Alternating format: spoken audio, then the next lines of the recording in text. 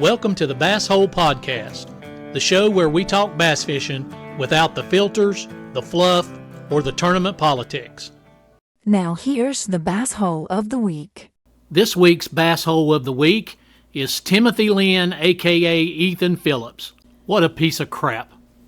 Hey there, Bob here from Bob's Bassin and Stuff. Ray and I just wanted to jump on here for a special edition of the BassHole podcast, just to touch base on the dual threat fishing scam. It's all over the internet. We'll do a quick review for those of you that may not know. I think most of you probably heard about it by now. And there's tons of videos out there explaining what happened. Some of the best ones are Get Your Fish On, and Cerebral Tackle did a good video on it, explaining what happened. Scott Martin also did a video explaining his experience. And there's several more out there that'll go into much more detail on the actual scam than we plan to do today. Go check those videos out if you're interested. Real quickly, I'll review what happened. There was a tournament going on called Dual Threat Fishing, where a guy named supposedly Ethan Phillips was behind it all, and it was going to be $100,000 to the winner of each tournament. It was a team trail. There were going to be 6 events. He had gotten some hammers to sign up, including Scott and Hillary Martin, who were going to get to fish together as a father-daughter team. And it turned out the whole thing was a scam. The guy took money from several of the teams as down payments for the entry fees, and then for some reason later on told everybody else that there wasn't going to be any entry fees. He was supposed to pay back the entry fees to the ones that had joined, and supposedly he had an investor that was going to put in a lot of money to cover the entry fees. Come to find out, the guy's name wasn't Ethan Phillips. The whole thing was a scam. Again, you can see the details on those other videos. That's not why we're here. We're wanting to talk about the things that could have been if this had been legit. Ray doesn't really follow the tournament circuit, so I'm kind of filling him in as we go. But I want his opinion on some of the things that I've been thinking about since this happened and why it happened. First of all, I want to say one of the things I'm hearing from a lot of people now on YouTube is that they knew something was fishy when there were no entry fees. When he come out and said, oh yeah, now we're not going to have any entry fees, that was a red flag for a lot of fishermen, which I find extremely interesting. Again, we don't fish tournaments. I do certainly understand club tournaments and local tournaments and even regional tournaments. You have to do the pay to play to have payouts. That's where the money comes from, is the entry fees from the fishermen. But it kind of boggles my mind that professional fishermen are still having to pay to play. That just don't make a whole lot of sense to me. It'd be like asking people that play for the Dallas Cowboys to put in money to be able to play in the NFL, or for people that play for the Lakers to have to put up, tens of thousands of dollars to be able to go out on the court in a Laker uniform.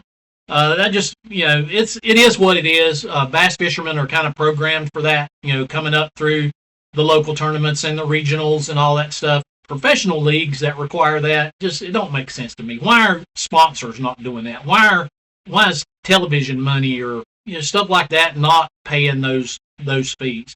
Ray, what do you think about the fact that professional fishermen have to pay to play, and they risk losing all of their entry fees if they don't land in the money? Now they're out, not just the entry fees, but they have to pay their own lodging, their own travel, their own gas, and they've got a ton of skin in this game. And if you're bottom half of the fishermen, I don't even see how you make a living. I agree. I'm like you. If you're professional level, I think your sponsors ought to pay that, because they're getting their name out there. It's kind of like, you remember the old NASCAR. And when they've won, they were switching hats, right, lifting up bottles, getting all their sponsors involved. I mean, that's how the sponsors make money. Right, and NASCAR would be a good example of the same, minus the fact that fishing doesn't have the television contract that NASCAR has, and that's where a lot of the money comes from. I understand that. And I understand. But the sponsors, the names on the shirts, the names on the cars, yes, names on the jerseys for the fishermen, and the names on the boats. That's kind of a similar situation. It's kind of like, if you're watching your favorite bass fisherman and you see a name on his shirt that he does, he drives this or this kind of truck, you're like, I'd like to have a truck like that. So they get publicity, the sponsors do, and I think... Which is why they do sponsors. That's right. Sponsorship. Any money you're putting in for business or whatever, fishing, whatever it may be, you might capture a third of that. Maybe. Okay, 20% sometimes. So these guys are putting out a lot of money, and like you said, what about the ones who never win? Right. I mean... Yeah, if you're an average professional fisherman, you're still a great fisherman, but you're not going to be in the money a lot of the time. So you're spending money. Yeah. Spending money in hopes of winning. I feel that if a professional or a sponsor picks you up to put you in professional category, they should pay for that, those entry fees. And maybe some of them do. I don't know that because I don't get into that part of the fishermen. I like to watch them catch fish. Yeah. So I don't follow that. If you know, do the sponsors help them pay the entry fees? If they do, then, I apologize. I'm not aware of that. But I would love to know that. So please drop that in the comments and let us know. Because if they do, that makes a lot more sense to me. If they're not, and all this is coming out of the fishermen's pockets, then I just don't get it. And the other thing I want to talk about is that the scam is terrible. And the fact that he did this to fishermen, we just put out a video, actually our best video yet, about the scumbags cheating in professional bass tournaments.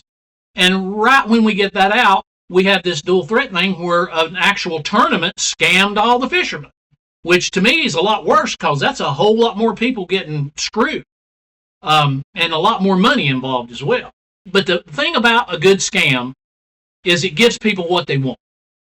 And one thing that I think somebody should learn from this, people wanted this type of tournament to happen. There was more excitement on YouTube that I saw about the dual threat tournament than any other tournament that I've seen in starting out from ground up ever. And I think the reason is that you had teams, which you and I can certainly relate to. You had some hammers in there, some great fishermen. The guy that just won on the Elite Series won the first tournament on the dual threat with his partner. Scott and Hillary were in there. Skeeter was in there. Just tons of Matt Steffen was in there. Just tons of hammers were involved in this. Unfortunately, they all got scammed. I feel terrible for all of them. And thankfully, there was a lot of really good investigation going on, and they were able to identify the supposed Ethan Phillips as one Timothy Lynn, and hopefully the FBI finds his ass and puts him in jail. Can't stand cheaters. Don't care what happens to him. Him and his son both. And anybody else involved that knew what was going on, I hope they are all locked up. But beyond that, the reason the scam worked was that some of this was a good idea. The 2-team tournament trail, just 6 events, I thought was, a good amount to do that. It doesn't take them away from all the other tournaments that they're fishing, allows them to do their normal stuff and still get those lakes in. And then the fact that it was a decent payout, $100,000, is a really good payout for the winners, and it paid the top 25. The no entry fees make sense to me, but for some reason, if that's just impossible in the fishing world, which is what it sounds like listening to a lot of the professional fishermen, then have as low an entry fee as you possibly can and pay less than $100,000. But someone needs to see the interest in this format and go out and legitimately make this happen. I think that I know I was excited about it because I'm a Scott Martin fan. I'm a Hillary Martin fan. I watch their YouTube videos all the time and follow them and love to see them fish together, father and daughter, and you can see their admiration for each other. And Hillary when she fishes with Roland, or Scott when he fishes with Roland, they just have a tight-knit family that I like to see. And I know a lot of people don't like Scott Martin, but I do. He's one of my favorites. Well, and I think one of the things that they wanted it to work was, like you said, it was going to be more of a fun thing. I mean, to be able to fish with the daughter and father. Yeah. Or, whatever the case may be. I think even some of the guys that were fishing together that, didn't have any relations, but they were obviously friends. Right. And they wanted to get out there and fish together and have a chance to win good money. And and spend a day on the water with their buddy. Together. Yeah. Together. And there was a father and son. I can't remember the names off the top of my head, but there was a father and son that was fishing it. Normally they're out there by themselves. Right. And it's like, so this could have been fun plus work. Yeah. Together. Absolutely. And a good payout and all that stuff. And then the other thing is that the fans were really excited about it. When they had the first one at Okeechobee, and this is kind of where the red flags started going up even more, there was no live stream by the tournament. The only live streams that were out there were the couple of fishermen that were doing live streams on their own channels. Right.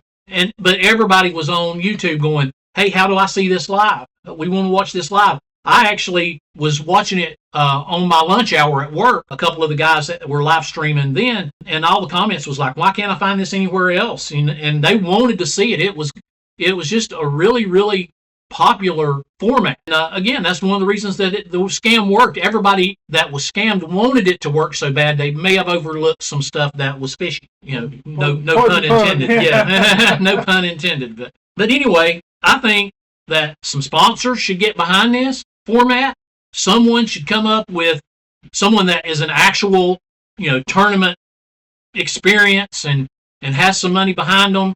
The Bass Pro or Academy Sports or, some big tackle strike king, somebody get behind this thing and make it happen because the people want to see it. It's already proven that this format would be popular. Netflix, get behind it. Outdoor Channel, get behind it. Agree to televise it. If you don't want to do live broadcast, do highlights, do, updates, whatever you need to get this thing happening because I was very disappointed to find out it was a scam because I was excited about it. I know a lot of other fans and fishermen were. I know the people, obviously, that had got scammed were looking forward to doing the tournaments. And let me just tell everybody that fished those tournaments and didn't get paid, it didn't change the fact that you did well in the tournament and you finished in the money in the tournament. It changes the fact you didn't get paid and you were scammed and maybe you feel foolish. You shouldn't be. When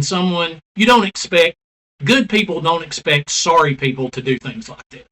And they continue to surprise us with what they'll do. But it doesn't change the fact that you did well.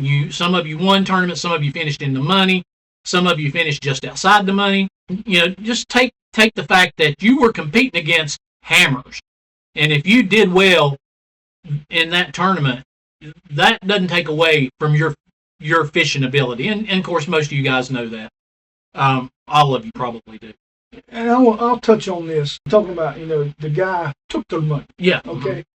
Well, it goes a little deeper. They not only took money from them, they took it from the family. That's how they make their money. Right. So, and I've always, looked at it at a deeper level. You don't just affect that person. You affect the downstream. So you took from their family. Right. Well, Scott Martin even said Hillary had taken a semester off from school to go on this trail with him and fish it with him. And so now she's out of school and, not doing that tournament. Now, he did say they were going to do some fishing together and do some other things. And that's great. And I hope they get to spend the time together. But she wouldn't have took that off if this hadn't have been, that's right, something that they were planning on doing together. And when you take somebody's money you took away from their bills. Absolutely. So now they got to come up with what they've lost. Right. And, it wasn't that they just didn't get their winnings. They did spend money for lodging and for travel and for gas and all that other stuff that they have to pay in. All that's money they'll never recoup. And to be perfectly honest, they'll never see any of the money that was promised to them. And probably even the ones that paid in will never get a dime of that back, which really sucks. But the fact is, it was a good idea. And that's my point. I would love to see this format come back. I thought 100 boats, which was the original amount, was too many. That's 200 fishermen if you got two in each boat.